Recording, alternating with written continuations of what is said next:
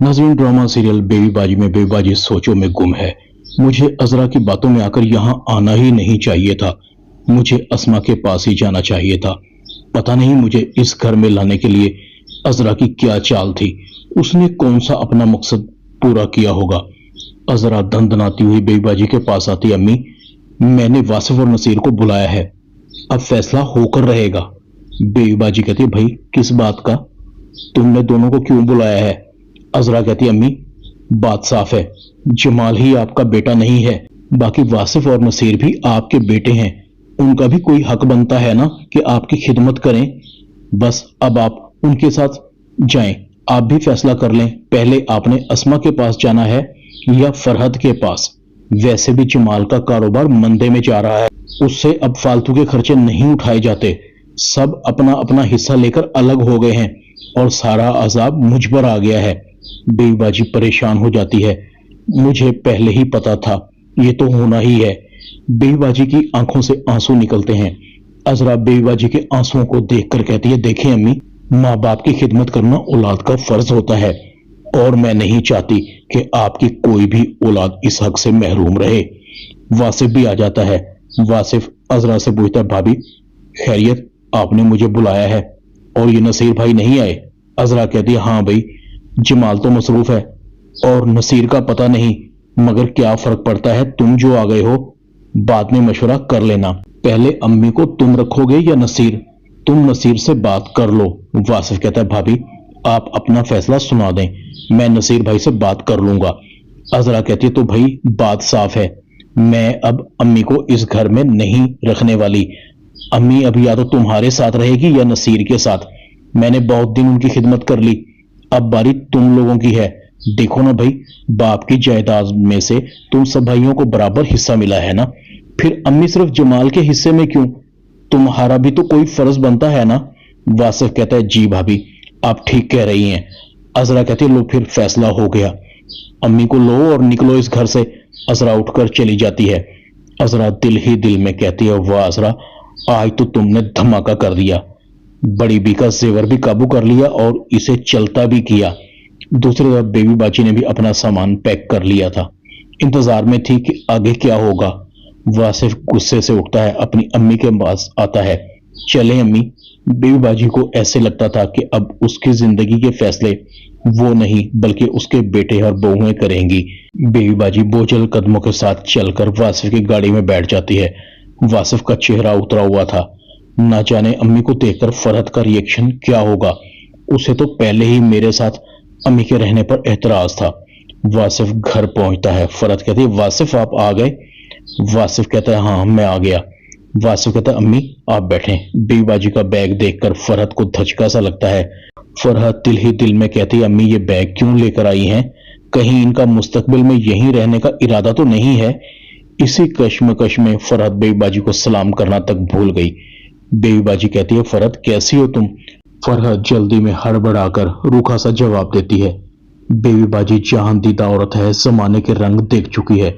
फौरन सदीकी साहब की बात याद आती है, तुम बाहिम्मत खातून हो, तुमने हर मुश्किल का मुकाबला हौसले से किया, अगर कभी ऐसा वक्त आ जाए तो हौसला मत हारना। फरहद वापस जा रही होती है। वासिफ कहता है, ये अम्मी का बैग कमरे में रखो, आज से अम्मी हमारे पास रहेंगी।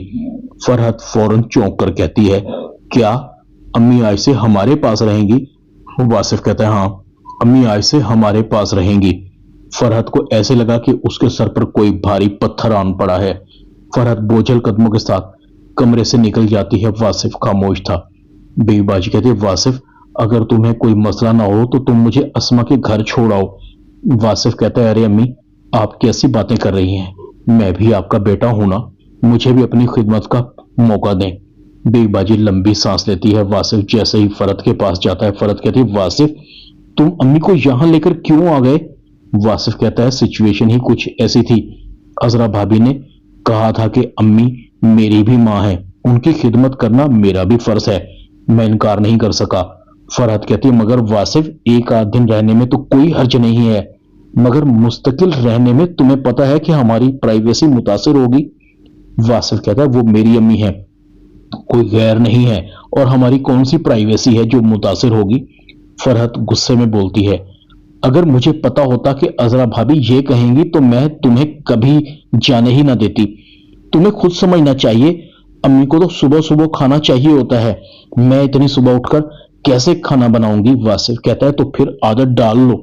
فرحت کہتی ہے نہیں، تم امی کو اسما بھابی کے گھر چھوڑ کر آؤ، اگر تم ایسا نہیں کرتے تو میں امی سے خود بات کرتی ہوں۔ واصف کہتا ہے خبردار، اگر تم نے امی کو کچھ ایسے کہا، میری امی یہیں رہیں گی، یہ ان کے بیٹے کا گھر ہے، ان کا اس گھر پر پورا حق ہے۔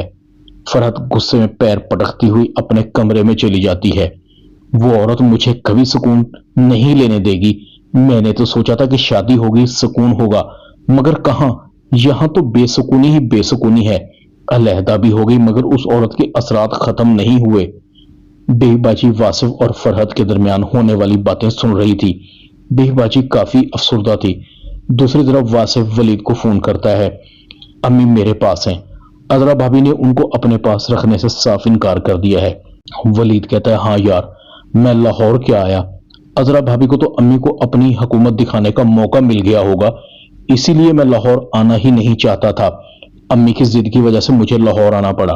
واصف کہتا ہے تم فکر مت کرو، میں امی کا پورا خیال رکھوں گا۔ ولید کہتا ہے یار واصف، تم جانتے ہو امی ابو نے ہمیں کتنی محبت سے پالا ہے، اگر ہمیں آج امی کی خدمت کا موقع مل رہا ہے تو یہ موقع ہاتھ سے نہ جانے دینا، امی کو کبھی یہ احساس نہ ہونے دینا کہ ابو کے جانے کے بعد ہم نے ان کا خیال نہیں رکھا۔ واصف کہتا ہے تم بے فکر ہو جاؤ، امی کو کبھی مجھ سے شکایت نہیں ہوگی۔ دوسری طرف عذرا گلشن آرا کی مٹھائی اور سموسوں سے خدمت کر رہی ہوتی ہے۔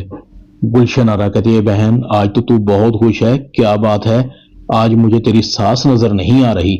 عذرا کہتی ہے ارے تو مٹھائی بھی تو اسی لیے کھا رہی ہے، بڑی بھی چلی گئی یہاں سے، غیرت والی ہوگی تو اب کبھی بھی یہاں قدم نہیں رکھے گی۔ گلشن آرا کہتی ہے ارے یہ تو نے بڑا تیر مار لیا ہے، مجھے تو یقین ہی نہیں آ رہا کہ نے بڑی بی کو گھر سے نکال دیا ہے۔ عذرا کہتی ہے میں عذرا ہوں، عذرا ایک بار جو ارادہ کر لیتی ہے پھر کسی کا باپ بھی اسے نہیں بدل سکتا۔ گلشن آرا کہتی ہے تیرا شوہر کیسے راضی ہو گیا، وہ تو اپنی ماں کا بہت ہی فرما بردار تھا۔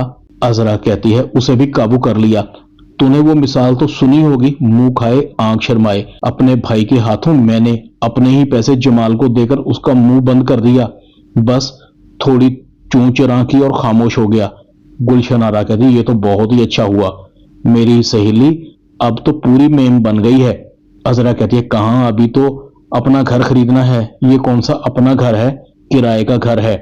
دوسری طرف نصیر اپنے فلیٹ کو رکشی کے نام منتقل کرانے کے کاغذات بنا رہا ہے اور اسما یہی سوچتی رہی کہ نصیر فلیٹ کے کاغذات کو کیوں لے کر گیا ہے، کہیں اس کا ارادہ اس فلیٹ کو بیچنے کا تو نہیں ہے، آخر اس کے دماغ میں کیا چل رہا ہے۔ ڈرامہ بیوی باجی میں اتنا ہی۔ چینل کو سبسکرائب کر دیں، ویڈیو کو لائک کر دیں اور بیل آئیکن کے بٹن کو دبا کر آل پر کلک کر دیں تاکہ آپ کو میری نئی آنے والی ویڈیو کا نوٹیفیکیشن فوراً مل سکے۔ اپنا خیال رکھیے گا، اللہ حافظ۔